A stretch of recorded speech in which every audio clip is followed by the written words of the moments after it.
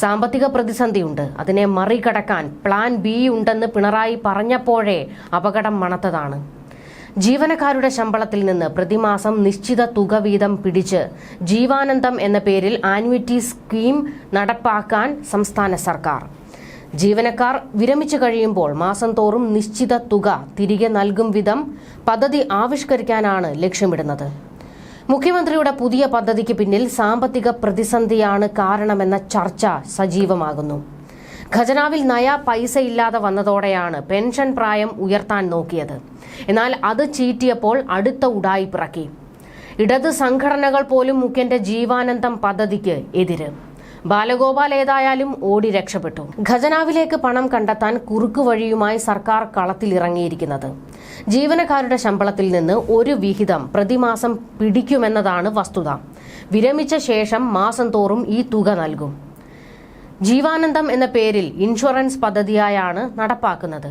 മെഡിസെപ്പ് എന്ന ചികിത്സാ പദ്ധതി അടക്കം 4 ഇൻഷുറൻസ് പദ്ധതികളും പ്രതിമാസ പെൻഷനും ഉണ്ടായിരിക്കെയാണ് പുതിയ പദ്ധതി.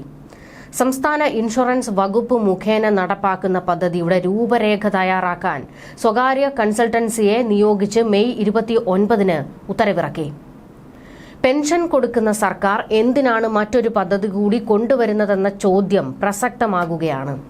ഭരണാനുകൂല സംഘടനകൾ പോലും ഇതിനെ എതിർക്കുകയാണ്. സാമ്പത്തിക പ്രതിസന്ധിക്കിടെ ജീവനക്കാരുടെ ശമ്പളം കുറയ്ക്കാനുള്ള കുബുദ്ധിയാണ് ജീവനക്കാർ ഈ പദ്ധതിയിൽ കാണുന്നത്. ആന്വിറ്റി എന്ന പേരിൽ പദ്ധതി നടപ്പാക്കുമെന്ന് 2024-25 ബഡ്ജറ്റിൽ ധനമന്ത്രി KN ബാലഗോപാൽ പ്രഖ്യാപിച്ചിരുന്നു. അത്യാവശ്യ ഘട്ടങ്ങളിൽ സർക്കാരിന് തുക ഉപയോഗിക്കാമെന്ന വ്യവസ്ഥ ഉണ്ടാകുമെന്നാണ് സൂചന. പാളിയ മെഡിസെപ്പ് 10 ലക്ഷത്തോളം ജീവനക്കാരും പെൻഷൻകാരും അവരുടെ ആശ്രിതരായ 20 ലക്ഷത്തോളം പേരും ഉൾപ്പെടുന്ന ഇൻഷുറൻസ് പരിരക്ഷയായ മെഡിസെപ്പിന്റെ പ്രവർത്തനം അവതാളത്തിലാണ്. ഇതിനിടെയാണ് പുതിയ ഇൻഷുറൻസ് പദ്ധതിയുമായി സർക്കാർ എത്തുന്നത്. പുതിയ ആന്വിറ്റി സ്കീം സംസ്ഥാന ഇൻഷുറൻസ് വകുപ്പ് വഴി നടപ്പാക്കാനാണ് തീരുമാനം. ഇതിന്റെ രൂപരേഖ തയ്യാറാക്കി നൽകാൻ ഇൻഷുറൻസ് വകുപ്പിനോട് ധനവകുപ്പ് ആവശ്യപ്പെട്ടിട്ടുണ്ട്. ഇതിനൊപ്പമാണ് കൺസൾട്ടൻസി പഠനം.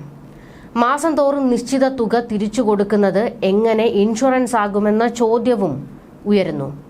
അതേസമയം ജീവനക്കാരുടെ ശമ്പളം പിടിച്ച് സാമ്പത്തിക പ്രതിസന്ധി മറികടക്കാനാണ് സർക്കാർ ശ്രമിക്കുന്നതെന്ന് പ്രതിപക്ഷ സർവീസ് സംഘടനകൾ ആരോപിച്ചു. പദ്ധതിയെ എതിർത്ത് പ്രക്ഷോഭം സംഘടിപ്പിക്കാൻ സെക്രട്ടേറിയറ്റ് ആക്ഷൻ കൗൺസിൽ യോഗം തീരുമാനിച്ചു. വിരമിക്കുന്ന ജീവനക്കാരുടെ പെൻഷൻ ആനുകൂല്യങ്ങൾ തടഞ്ഞുവെക്കാനാണ് സർക്കാർ ലക്ഷ്യമിടുന്നതെന്നും ഇവർ ആരോപണമുയർത്തുകയാണ്. നിലവിൽ മെഡിസെപ്പ് ചികിത്സാ പദ്ധതിക്കായി പ്രതിമാസം 500 രൂപ വീതം ജീവനക്കാരിൽ നിന്നും പിടിക്കുന്നുണ്ട്. പങ്കാളിത്ത പെൻഷൻകാരിൽ നിന്ന് 10% കുറയാത്ത തുക പെൻഷൻ ഫണ്ടിലേക്ക് ഈടാക്കുന്നുമുണ്ട്. PF അടക്കം മറ്റു വിഹിതവും ജീവനക്കാർ നൽകുന്നുണ്ട്. ഇതിനു പുറമെയാണ് ജീവാനന്ദത്തിനായി ശമ്പള വിഹിതം പിടിക്കുക.